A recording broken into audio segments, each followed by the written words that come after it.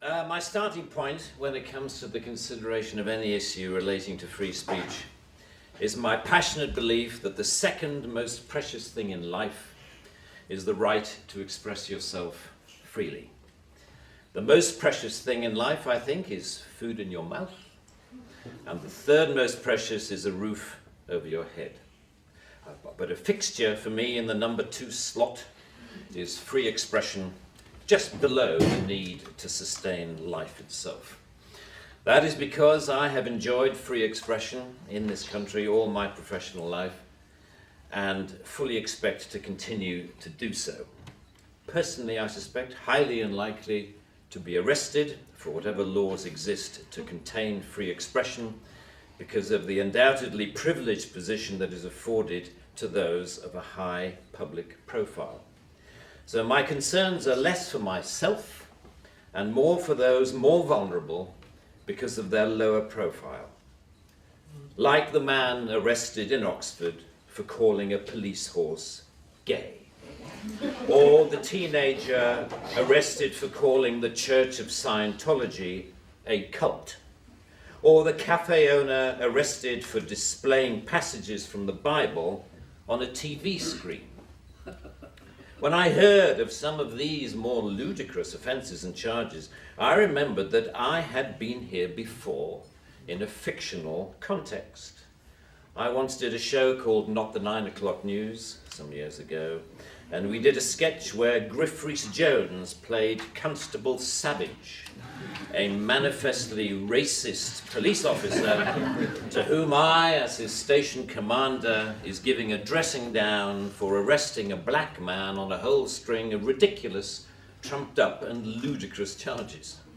The charges for which Constable Savage arrested Mr. Winston Kadogo of 55 Mercer Road were these: walking on the cracks in the pavement, walking in a loud shirt in a built-up area during the hours of darkness, and one of my favorites, walking around all over the place. He was also arrested for urinating in a public convenience and looking at me in a funny way. Who would have thought that we would end up with a law that would allow life to imitate art so exactly? I read somewhere a defender of the status quo claiming that the fact that the gay horse case was dropped after the arrested man refused to pay the fine, and that the Scientology case was also dropped at some point during the court process, was proof that the law was working well, ignoring the fact that the only reason these cases were dropped was because of the publicity that they had attracted. The police sensed that ridicule was just around the corner and withdrew their actions. But what about the thousands of other cases that did not enjoy the oxygen of publicity, that weren't quite ludicrous enough to attract media attention? Even for those actions that were withdrawn, people were arrested, questioned, taken to court, and then released. That isn't a law working properly. That is censoriousness of the most intimidating kind, guaranteed to have, as Lord Dear says, a chilling effect on free expression and free protest. Parliament's Joint Committee on Human Rights summarised, as you may know, this whole issue very well by saying, while arresting a protester for using threatening or abusive speech may, depending on the circumstances, be a proportionate response, we do not think that language or behaviour that is merely insulting should ever be criminalised in this way. The clear problem with the outlawing of insult is that too many things can be interpreted as such. Criticism is easily construed as insult by certain parties. Ridicule easily construed as insult. Sarcasm, unfavourable comparison, merely stating an alternative point of view to the orthodoxy can be interpreted as insult.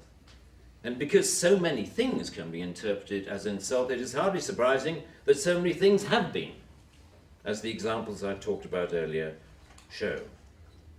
Although the law under discussion has been on the statute book for over 25 years, it is indicative of a culture that has taken hold of the programs of successive governments, that with the reasonable and well-intentioned ambition to contain obnoxious elements in society, has created a society of an extraordinarily authoritarian and controlling nature.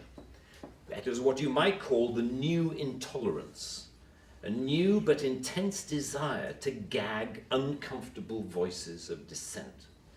I am not intolerant, say many people, say many softly spoken, highly educated, liberal-minded people. I'm only intolerant of intolerance. And people tend to nod sagely and say, oh yes, wise words, wise words. And yet if you think about this supposedly inarguable statement for longer than 5 seconds, you realize that all it is advocating is the replacement of one kind of intolerance with another, which to me doesn't represent any kind of progress at all. Underlying prejudices, injustices, or resentments are not addressed by arresting people. They are addressed by the issues being aired, argued, and dealt with, preferably outside the legal process.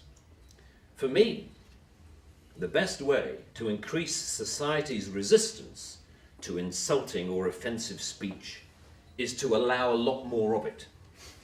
As with childhood diseases, you can better resist those germs to which you have been exposed.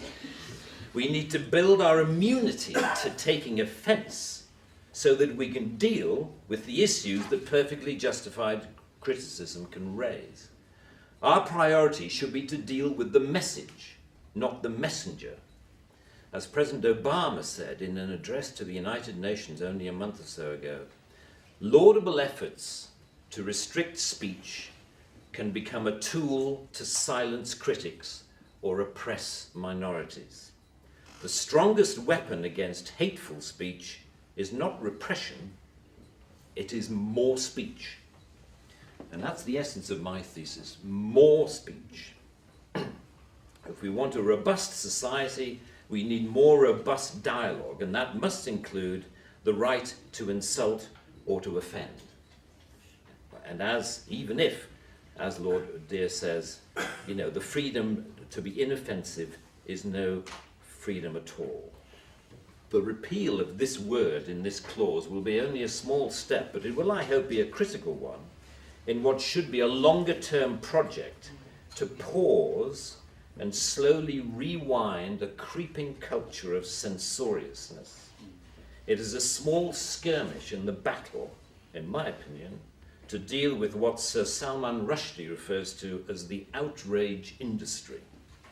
Self-appointed arbiters of the public good, encouraging media-stoked outrage to which the police feel under terrible pressure to react.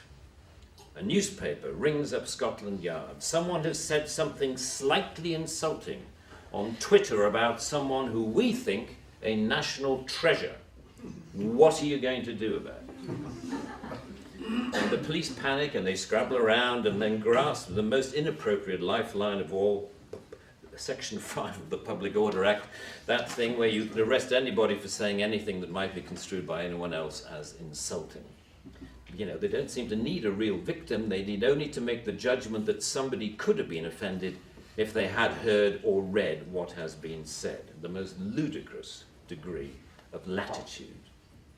The storms that surround Twitter and Facebook comment have raised some fascinating issues about free speech, which we haven't really yet come to terms with. Firstly, that we all have to take responsibility for what we say, which is quite a good lesson to learn. But secondly, we've learned how appallingly prickly and intolerant society has become of even the mildest adverse comment. The law should not be aiding and abetting this new intolerance. Free speech can only suffer if the law prevents us from dealing with its consequences. I offer my wholehearted support to the Reform Section 5 campaign. Thank you very much. We will make America great again.